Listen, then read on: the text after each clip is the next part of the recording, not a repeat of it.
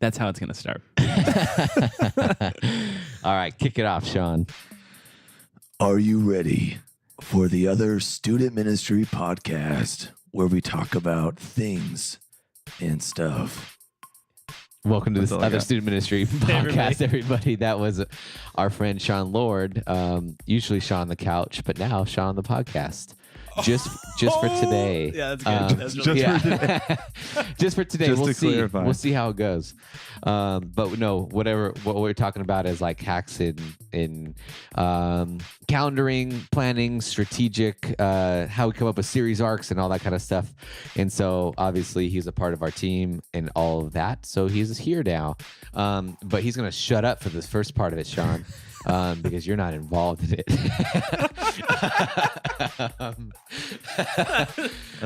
Matt, do you wanna tell everyone how to get involved in all of our stuff before everybody. we get going? Yeah, everybody, we want you involved. We want you involved in the stuff. And so there's two ways that you can get involved in the stuff. One of which is emailing us at the Other Student Ministry Podcast at gmail.com. Once again, that's the Other Student Ministry Podcast at gmail.com. If you send in your questions, we'll do our best to get to them in further episodes and to, I guess, just share what we could just with our context and our culture. And then the other way you can join in the conversation is on Twitter using the hashtag YMHacks. Once again, that's the hashtag YMHacks. You can join in with 140 characters or less, possibly some emojis. Send in your hacks and we'll respond. Yeah, it's a good way. It's been blown up. It's been super fun to be involved with that. And man, hit that subscribe button, yo. Top right corner. Yeah, top right corner, Or wherever top- it is that bottom you're left. that you have Center stuff. of the page. Let us be a part of your daily lives. We just want to be a part of your daily lives. For real though, let us be a part of your daily lives. And so we just want to talk about hacks in creativity, leadership, and student ministry. But first, before we get diving into as far as like strategic planning, sermon series arcs, and all that kind of stuff, we have a question, Matt. Ooh. And we want to answer it. So I'm going to put 7 minutes on the clock. Cool. We discovered last episode that was a good amount of time. Yeah. Not too long, not too short. And so here we go, 7 minutes beginning now. This is from Jeff Mason. And he says, so I'm about to enter a new youth pastor position and I have a question about social media. The former youth pastor was a sole admin of the youth Facebook account. This account still exists and is branded with what they're still going on with. It's PBC 142 for Paramount Baptist Church, 1 Timothy 4:12. And I was thinking that I could do a rebrand, maybe PSM, Paramount Student Ministries, but got hammered on the DYM Facebook group for wanting to change things right off the bat, which, by the way, Download Youth Ministry Community, it's a Facebook group that's a whole bunch of youth pastors. Download Youth Ministry, sponsor us. It's a great thing. And apparently you got hammered on it. Sorry about that. So he says, so do I contact the old youth pastor and ask for admin rights, or do I delete the page, or do I just begin a new page? Obviously the goal here is to communicate with parents, guardians on Facebook without confusion to which page is correct, and know the old youth pastor hasn't updated the page since he left, so maybe it's not even an issue.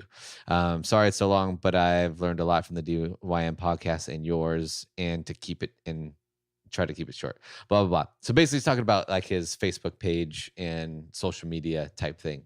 I have a thought, and then Matt, you could give a thought. And then I was going to say, you did this, so I feel like this should be you. Yeah. We did do this, Jeff, where I walked in and our ministry was shift students. That's what it was. And so everything was shift students. And I'll be honest with you, I'm glad you didn't, or I don't know if you did, like, it wouldn't be wise to come in as a new person and change the name right off the bat. Because students are, they identify to that name, they love that name within the ministry, and they know what that name is. I mean, I'll be honest with you, it took, like, I knew from day one I wanted to change the name. We did not change the name until 6 months ago. Officially. How many years is that? 3 years. Yeah. But 3 years since I've been here. Mhm. And it was a ministry for like 6 before that.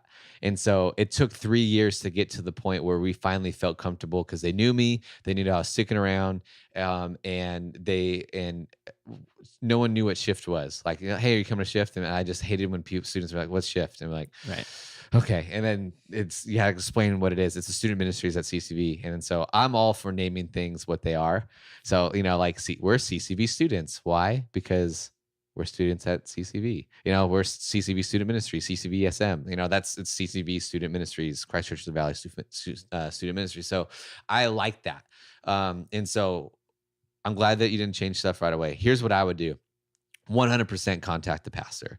Ask for the password and the rights to it. I think because it is your ministry now, that's your page. So I will contact them and see if you could begin just to let's at least start with like constantly updating it again and getting people used to it. Because if it hasn't been updated, they probably haven't been checking it. And so now you have to start announcing it at your service or on the weekends for parents to get involved with, depending on what you want it to be for parents or for students. And so I would definitely contact them, and I would still continue to wait to change the name until you feel like comfortable and students know you and the context of which the change is going to happen.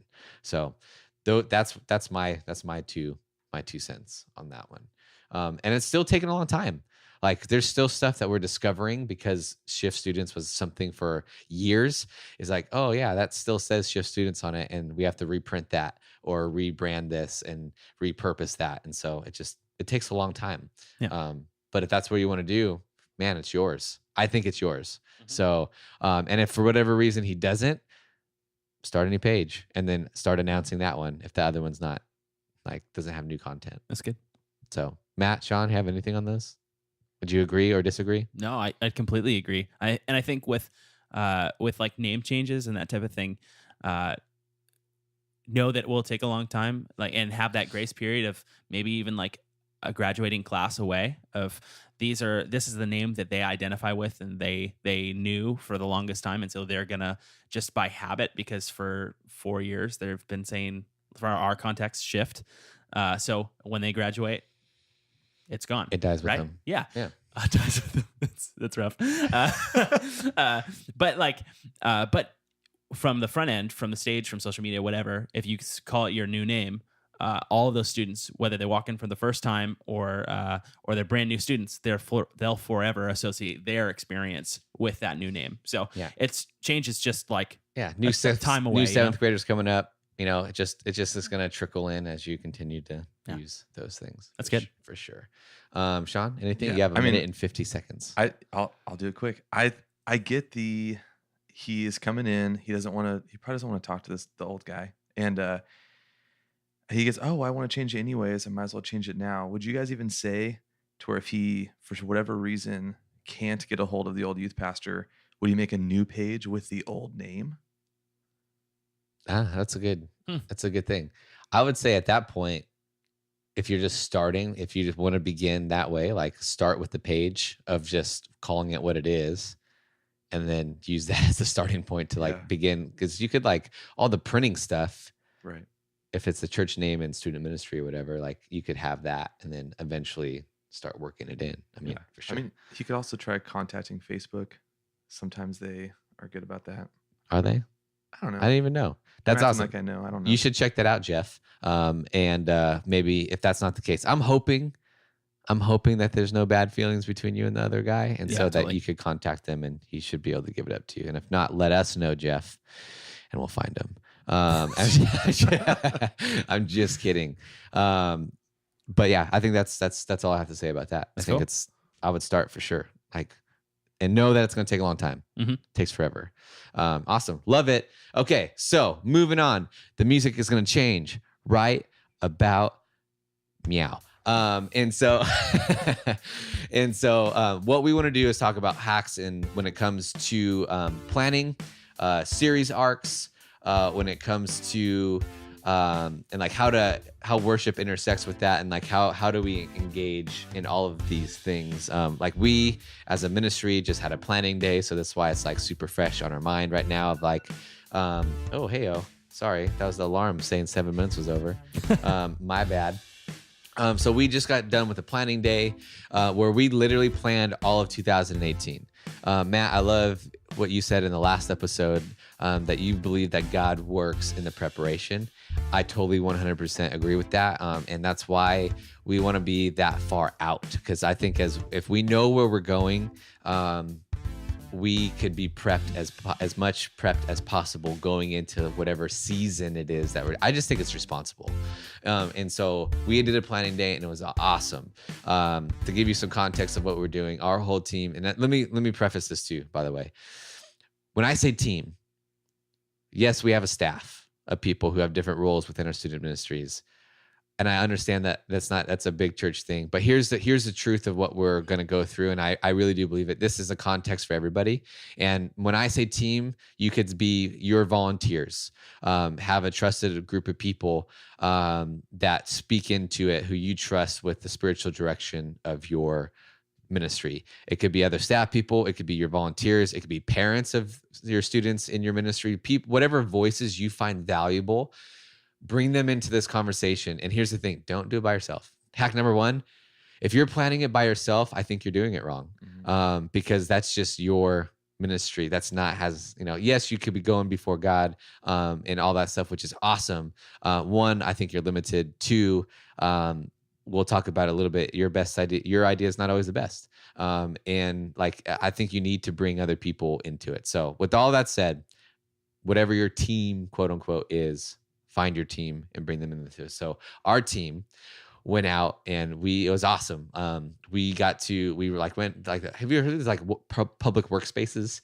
At least it's big in California out here, like Pasadena, all these kind of bigger cities. They're super indie and kind of hip right now. Right. And if for freelancers, if you need an office space, if you can't work at home, they have internet, they have conference room, you can rent out offices and TVs and all that kind of stuff.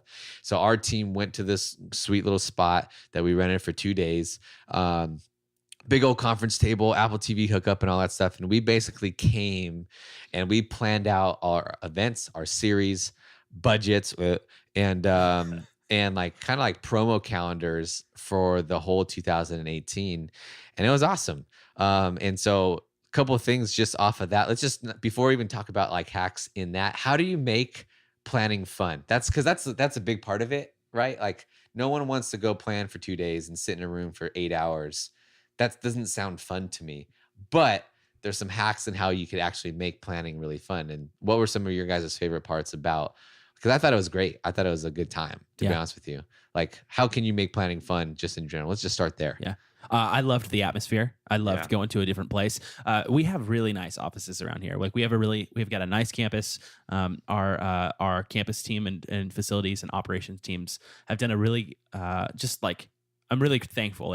We don't have a really junky little hole to work in. We've got a nice space to work in, but to remove yourself from the day in, day out tasks that you have to do, to retreat away, to actually be able to be in the frame of mind to plan and to think with some foresight ahead in the future without having that to-do list on the corner of your desk, right nagging at you, was so nice. So that was my favorite part.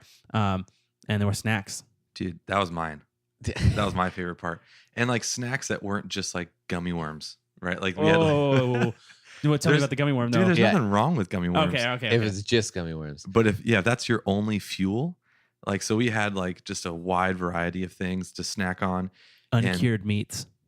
There were so many jerkies and it was fantastic. Yeah. That was good. It was awesome. Our admin for our family ministry, she was awesome. She emailed us all out and was like, hey, tell me some of your favorite things, drinks and snacks. And she got them all. And that just makes it planning a little bit more fun. Is completely whoever you have with you, man, don't be by yourself and have good snacks, because that's going to keep you kind of going and refueling and stuff like that. Yeah. It's a big, my favorite part, I think it was just intentional breaks. Like we said, we have you got to have an agenda. And I know that's not the fun part of things, but how do you make it not boring is have an agenda of for this block, we're not getting up until this is done. Once this is done, we're going to walk to Starbucks, right? Because like we did. Yeah. Like it was awesome. We got outside for a little bit and got to be there and just be together with the people. And we had fun. We laughed and made jokes while we're planning and stuff like that. I think the biggest thing is getting the people, whoever you have around you in that planning meeting, that's what makes it the best. And having snacks helps. And being somewhere else definitely helps because no one's going to know where you are. You don't even have to tell anyone where you are, like just because you get interrupted all the time. Even while recording this podcast, like 3 people came to our window in our office. I'm like, get out of here. Sorry. Yeah. And so, yeah, I think that's a big one. So atmosphere is key. Change your place. Atmosphere with good food and snacks is huge. And like, honestly, like have an agenda, like right off the bat. We knew exactly what we needed to get done. And that's just super helpful and intentional breaks. So with all that said, Sean and Matt, Sean on the podcast, not Sean on the couch. Sean in the office chair. Yeah, Sean in the office chair. Here's what we normally do when we go out to these planning days, and something that we've done for the last 3 years at least since I've been here. We sent out a big email saying, okay, here's exactly what is going to happen. Here's what we need to have planned. Here's why we're going to do this. And here's what you need to come be prepared. I love, Matt, I think it's very similar to how you do worship and how you lead your band, like your students this is not the time to come practice. Mm-hmm. This is the time you come prepared to do what you come to do. This is not a brainstorming session. Yeah. This is not coming up with ideas. This is not like, what if we did this, or how could, like, this is not any of that. That this meeting is you come prepared with stuff, and then we will pick the best stuff out of it. So with all that said, like, shot out an email saying, okay, for this meeting, we're going to plan all 2008 series. So every single person in the meeting has to come with ideas on sermon series. How many weeks? What's the breakdown of the weeks? And all that stuff. So it's a lot of prep work that comes beforehand. Come with planning 2018 events. What type of events? How we're going to do this with somewhat of a budget of the event. And then also we'll talk about budgets if we get there. No one loves to talk about budgets. And so like kind of just even like being prepared with all that stuff. And so we send out that big old email, and when we get there, that's like when the magic kind of happens. Like, I love it. It's kind of like a business meeting, even though it's not a business meeting, because it's like we operate, Matt, I'd love to hear your idea too. And Sean, yours as well. Like my biggest thing and why I love a team is, I say it all the time. I actually stole it from Josh Griffin, co-founder of Downland Youth Ministry, sponsor us. Is that never gonna stop until we're like, we'll sponsor them and they sponsor us, whatever. We're friends. Is that I got it from him, is best idea wins. Like, I think that's just another hack within it when it comes to planning, is like, hold your ideas loosely. Come prepared, and come like over prepared, even like have a list of what you feel best series would be happening, but then like best idea wins, period. Like, right. What do you like that? Do you hate that? I love that. And to be honest, like that's probably like the hardest thing in the world, especially for the writing creative type, the leader, that type of thing, to realize that, man, the thing that you woke up in the middle of the night and you on your iNote on your phone or your pad of paper or whatever next to your bed, you woke up in the middle of the night and you're like, I got this great idea for a sermon series, or we're going to do this killer event, to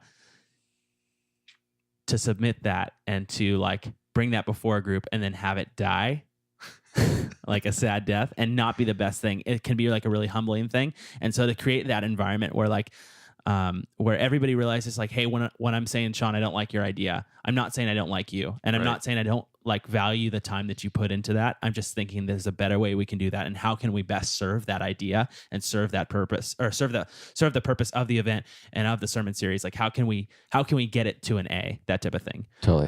And that's huge. Yeah. I think just to kind of hit on like that's the biggest common misconception, is like, if you attack an idea, it's like you're attacking the person, and people get super defensive.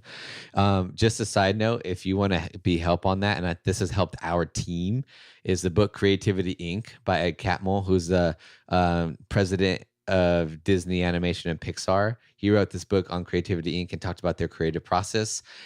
Even if you don't buy the book, read chapter 5, and it's on candor, and it talks specifically about this, about like, how do you enter into a meeting so that everyone's on an equal playing field and be able to speak openly, honestly, brutally, but in a way that allows people not to be defensive. It's a brilliant chapter. It's helped our team tremendously when it comes to these Huge. kind of meetings. And so it's a really, really big deal. Sean, best idea wins. You like it, hate it? No, I love that. I think that, I mean, in our planning meeting, you talking about coming prepared with series ideas, when it came down to like, all right, what are some series ideas? I mean, all of us were just like, blah, just like throwing out stuff, and we were just writing everything down. I think we planned, if we did all of them, it would be 3 years or something like easily, that. Yeah. easily. But there were multiple times when someone would say something, and I was like, oh, that's better than mine. You know, like, oh, that's way better than mine. And like, you have to have that humility going into that you don't have the best idea in the room. Yeah. So to have that philosophy of best idea wins, you have to know that your idea might not win. Yeah. And that seems obvious, but it's hard. It's still hard. It's hard. And let me just say this as like a leader, is that like, if you're the leader of your ministry, and you guys could keep me accountable on this one, like, as, I mean, quote unquote leader of our team, right? Of being able to not pull the boss card here, right? Like this is I very rarely pull the boss card. It's like, well, I'm the boss. This is what I'm doing. Like, we're just going to do it. Like, yes, there are decisions that I'm going to need to make that no one else can, but in this process, don't kill it. Like, don't kill the vibe in the room by saying no, because man, that's one way to kill your team. Like slowly from the inside is just like, man, just squash ideas and don't be the boss. You're on an equal playing field in this moment, and all that stuff. And so I just had to say that for a moment. So, so I would say best idea wins is key to when it comes to actually planning our meeting. Cause like I said, we planned for like if we did everything 3 years, like it was a whole bunch of series that were up on the board. All of them good. I'm not going to lie. All of them were good and could have been used, but they were not the best. Right. And also too, like, and I would love to hear your guys' process as you come up with things, is prayer. Like, I know that seems like, oh, spiritual, blah, blah. Like, but like, it's a big part. It's a big part of like our team before we even like put stuff on the calendar is like, okay, God, where do you want us to go? Mm-hmm. So like, when it comes to planning, like how do you guys coming into that meeting back an idea? Like, if you think that this is where we're going to go, but it's a team effort, like what's the balance between, yeah, it's a good idea, but are we doing it just to do it? Or is it, I really do feel like this is where God's calling us to go? Because like, it's definitely a balance between both of those. Yeah. I always find that the sermon series that I come up with, if they're maybe like the title might not be the best, that type of thing. Maybe the arc is like not quite complete. But if Sean has an idea that's very similar or touching on a similar topic or hitting the same book of scripture, I'm like, man, God's doing something like within our team of saying, hey, like, maybe my idea is not like the best interpretation of that topic we need to hit, but there's something here that we need to address. And so maybe between the two of us, we can fish out some sort of like, some sort of middle ground, or to be honest, I'll just dump mine and jump just onto Sean saying, hey, that's way better than I can ever hit. But I had this one point that I think is really important that we should consider for this, that type of thing. Totally. Sean? No, that's great. This is all good stuff. That's all I gotta say. Yeah, I would say that's the importance of the team thing. Like, how do you know that God is in it? I think that if you're by yourself planning stuff, you don't have another voice, and you might hear God's voice. I don't know. Maybe you do, or maybe you don't. But I think that God speaks through prayer, he speaks through scripture, and he speaks through other people. And so like when people are together planning, like if you have 6 people in a room and 4 or 5 of them have a same type of series, I think that's God's going like, hey, this is how you have a direction. And like, I think one of them, like each one of us had like some sort of identity series, like about like identity in Christ and Christ alone. And we maybe not have the best title for it, but all of us landed on that type of series. And we're like, okay, God is obviously speaking to us that we all feel like this is important for students to go to. Yeah. So, which is a really big deal. Yeah. I mean, and involved in that too is when you're thinking about the best series, it's not always just what is the best series, but what is the best series for us, right? Like there's certain things that we want to accomplish throughout the year. And that's why I think when we put all those series up, like, oh, this one's a really cool title and stuff, but is this really going to fit with what we want our students to be learning about, where we want our students to grow? And I think that's like an important aspect of it as well, is thinking through. And that's where leaders and having a team with you, you can help kind of navigate that. Totally. And now, so anything else on like the actual like coming up with on the teaching? Do you have anything else to say on that? Because I have kind of like a direction that I kind of want to go that I would love, because it's another team part of it, and I think it's the hardest part. Is like it's easy to come up with ideas and then deciding on which ones are the best. Yeah. Because even when we decide on the best, because what we did, we put all them on the board, right? And then I gave you guys a marker and you said you had to pick 5. If you only had to pick 5, which 5 would you choose? And obviously we have like normal ones that are reoccurring. So like we do an Altered series. So we know that that's going to be a series. We do You Own the Night. And so whereas like high schoolers take over and lead. So that's an automatic series. But the rest of it is like, give me 5, everyone gets 5 marks.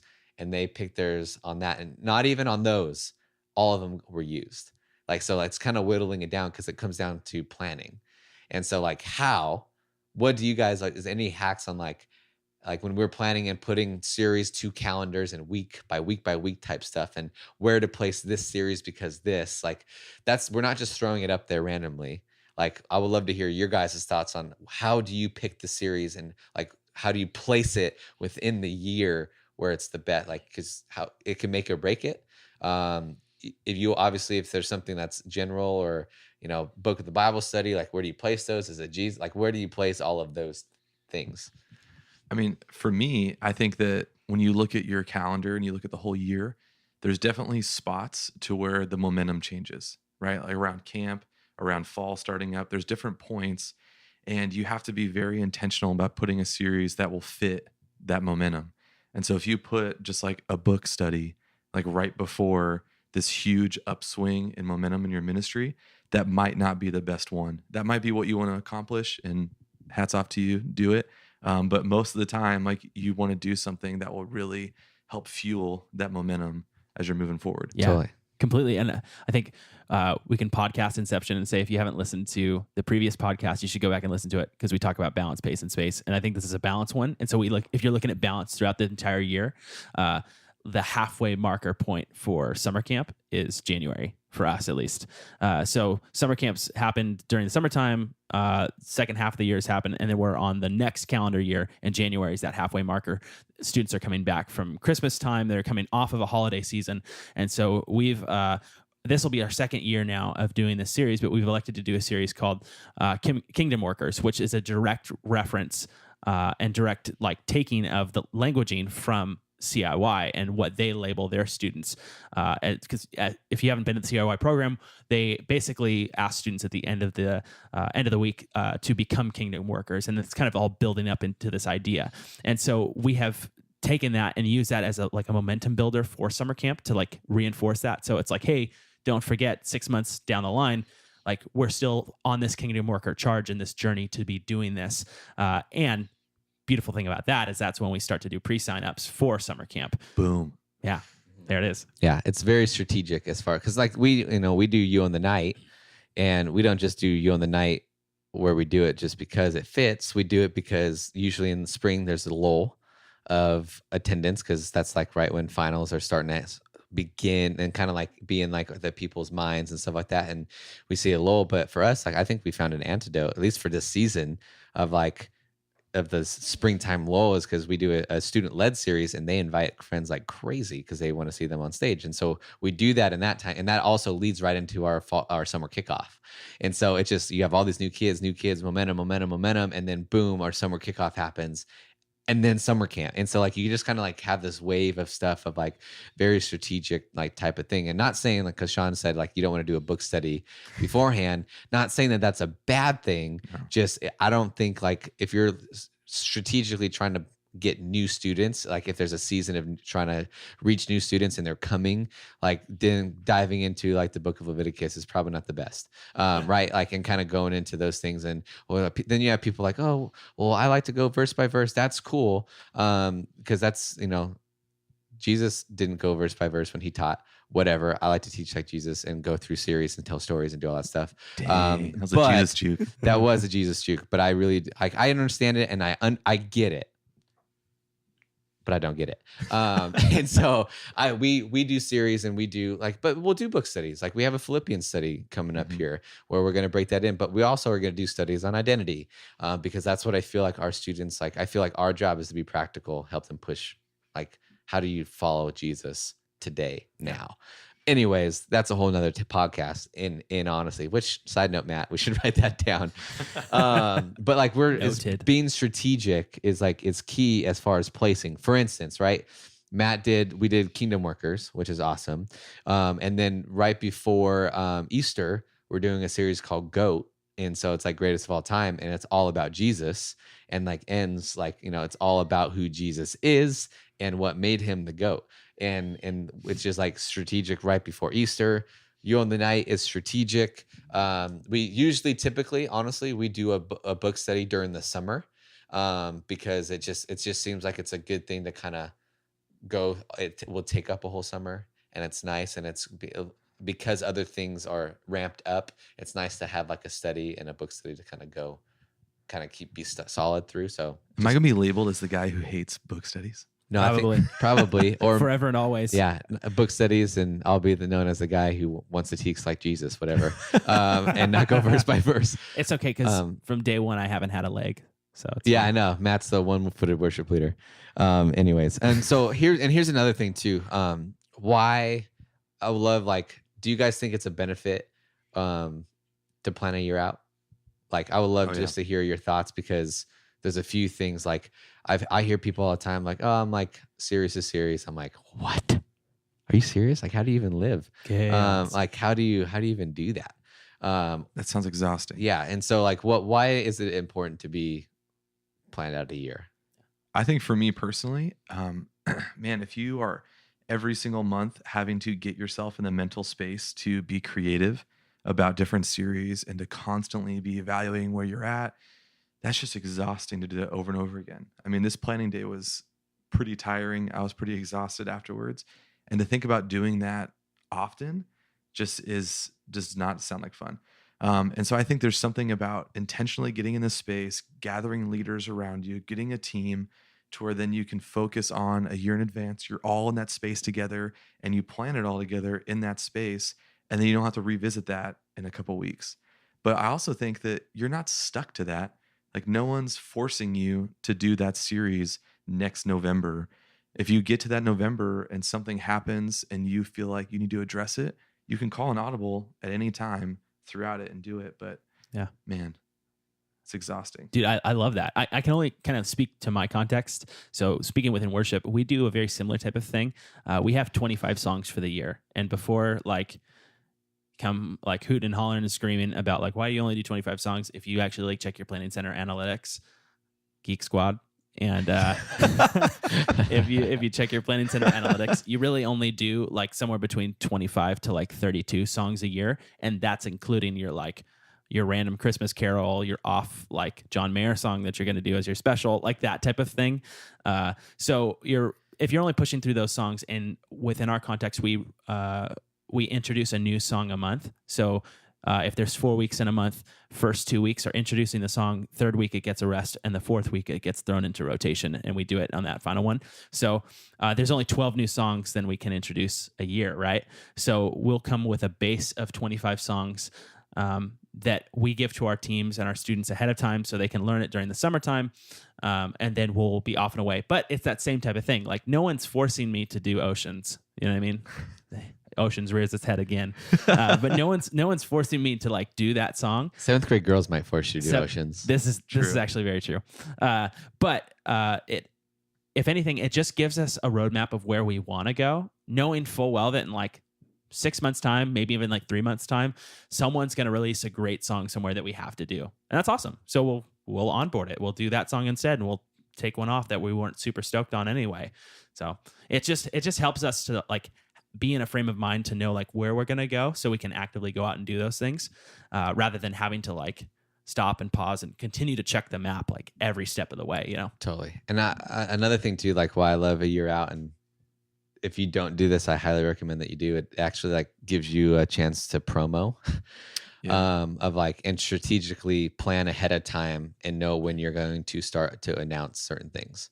And I'll put a link to it. I have like our old calendar that like our calendar that we use is like pretty in detail of like announcements that we're going to give that night to when do we start announcing this and this and this and this. And it's really good. It's a major hack. Like when it comes to like actually planning, and you can literally lay out when do you start promo for summer camp? When do you start promo for winter camp? When do you start promo for your fall kickoff? And you can see it the weeks in advance, and you're like, oh shoot, I missed this, or I noticed that this is coming up, but I don't have anything planned. And it allows you to, if you work with your if you have a comm department or someone who does graphics at your church or a friend that does graphics, that it kind of gives you like allows you to be ahead. And so that way you can contact whoever it is that helps you do your promo stuff to get you the things that you need to do. Just imagine sending that email. Like, I have an event in 3 months. Can you make me a graphic? And they're like, what? Wow. It makes you look really good. It does. Like, it really does. It makes you look prepared and like you know what you're doing. Not saying that you don't, but it makes like perception is reality. And let's be honest, youth pastors don't have a perception of they're on top of things. That we just hang out with kids all day and maybe come up with a sermon, right? Like that's kind of the typical youth pastor stereotypical thing. But this will make you look super professional, especially if you can lay it out in front of them and be like, here's my year. Here's when I need certain things. And it allows that. And you give it to your leaders. Your leaders will know where you're going. It gets your leaders involved in what's happening. It gets your leaders excited about what's going on and all that kind of stuff. Right. Yeah. If I could expand on that a little more, I think one of the biggest things that I was impressed with when I came here was you guys planning out your announcements. That seems like such an obvious and easy thing to do. And I never did that. Like, and so every week I was having to think through like, wait, when do I start announcing summer camp? Or like, when do I start doing that? But while you're in that planning to intentionally write down like when you'll start like doing that, that's huge. I think I would bet a lot of people listening to this don't do that, and they should start. Yeah, Definitely. It's huge. What were you going to say, Matt? Oh, I was just going to say, in terms of leaders, if you can give them the calendar ahead of time, like leaders have lives, like we all have lives, like we've got things we're doing, we've got family events, that type of stuff, vacations we want to take. And if we can give those dates ahead of time to our leaders, we're going to see more and more involvement from leaders, because they're going to be like, oh, I've got this family thing, but maybe I can move it because it's this far enough out in advance. Or they're going to let you know in 6 months, hey, like I can't be there for the one night. I'm so sorry. So, day of, you're not expecting Them to be there. Yeah. And you're like, oh, who's going to set up the taco truck? You know what I mean? Which if a leader why has is a the leader taco setting truck, it up? hold on to them, because that's going to be incredible. Make them happy. Yeah, like we already gave out our summer camp dates. Like we already have them, and we have a big leader meeting in September, and that we're going to give them those dates, and it's almost like 11 months in advance. And so, because for us, summer camp's a big deal, and it's such a big deal, we're letting you know now, and like get it off. Like we want you to be there, so it just helps you to do those things. Okay, as we wrap up, Matt and Sean, and I'll do one. When it comes to like strategic planning, calendaring, series, if you could give like one major hack for you, what would that be? Yeah, I would say my greatest hack would be to invest in a large calendar, like straight up like a 6-foot calendar that you can put on your wall, that you can pin up in front of people, and that everybody gets the chance to put all of their dates on ahead of time. It's a spot to like write your series, and it might sound like, well, yeah, we do that on our iPods and our phones and our like Macs and stuff like that. But that's exactly what I'm talking about. Don't do it on your screen. Actually physically put it up, so there's a physical representation of those series, of those events, that type of thing.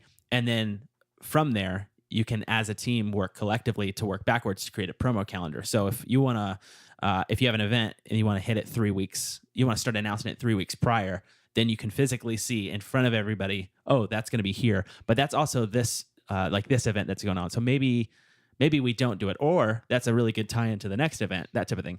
So that's probably my biggest one, is actually have a physical calendar with you when you're planning. And to add on to that, physically check your all church calendar and write the dates It's good. already on this calendar, because worst thing ever is planning something and then say, oh, I can't do it now. Like you planned it in this one spot, and then but your church has this thing going on, and you can't do it. So that's big. That's another hack on that one to add into that for sure. Yeah, for sure. I think mine is to steal, just straight up steal. Matt, you're getting a weird face. Yeah, no, but to steal from other youth pastors, steal from churches that you see doing ministry, that you wanna just copy what they're doing. There's no shame. There's no shame in that. And they probably copied it from someone else. That's what I've always There's said. nothing new under the sun. That's how I defend it. That's what it says in Ecclesiastes. It's a book of wisdom. Look it up. Dang. Teaching like Jesus. Yeah. So, yeah, I would just say steal from people. I think some of my best series that I created came from an idea I got from somebody else. And it starts off that you take that idea from them, but as you start processing it and putting like your fingerprint on it, it changes and it becomes an incredible series. My best series I've done, that's where I started them from, is stealing them. I'd also say check out the DYM store. Give us cash, DYM. But seriously though, like look around there, and if sometimes like if you feel like, oh, I just did another DYM series, like I'm not sure, like you can get so many ideas from there for you to make your own series. Yeah, the names itself, like Yeah, what could for spark sure. something, right? Right. I've heard a lot of people say they've bought stuff on DYM just for the graphics and name, Mm-hmm. which that's pretty awesome. That's But- cool because it comes with it. My hack would be yes, plan and be strategic and do sermon series and all that stuff for you're doing it for the students. But I'd also say add some stuff into the calendar for your leaders. Like yeah, you do trainings and that's awesome. Like everyone does that, but like have fun. Like I think like fun bleeds. And so like fun, it bleeds into the ministry. And if your leaders have fun together, that bleeds into like Wednesday nights or whatever you do service. So like we have a pool party coming up with all of our leaders, and there's no agenda, guys. Zero. We're not going to teach. We're not going to train. We're not going to do anything. We're going to have food and we're going to have swimming. That's it. And I think just stuff like that too would be, that will help your leaders get more excited for the future. And as you reveal things of like, here's where we're going and what we're doing, they'll be excited because it does feel like they're a part of the team. They have fun together. Teams have fun together, stay together, you know, that whole thing. So I would say that would be a hack for me. So that's it. It's good. I like it. Yeah. I feel pretty good. Guys, hit that subscribe button. Subscribe. There you go. There it is. Subscribe. Yeah. Subscribe. If you have questions, we'd love to just talk through it for 7 minutes at the Other Student Ministry Podcast at gmail.com, and also use hashtag YMHacks on Twitter. Add to the conversation. We'd love to hear about it. Guys, this has been Justin Knowles, Matthew Ferrer, the one-footed worship leader, and Sean on the couch has moved up to Sean on the chair, but next week he's back on the couch. We'll see ya.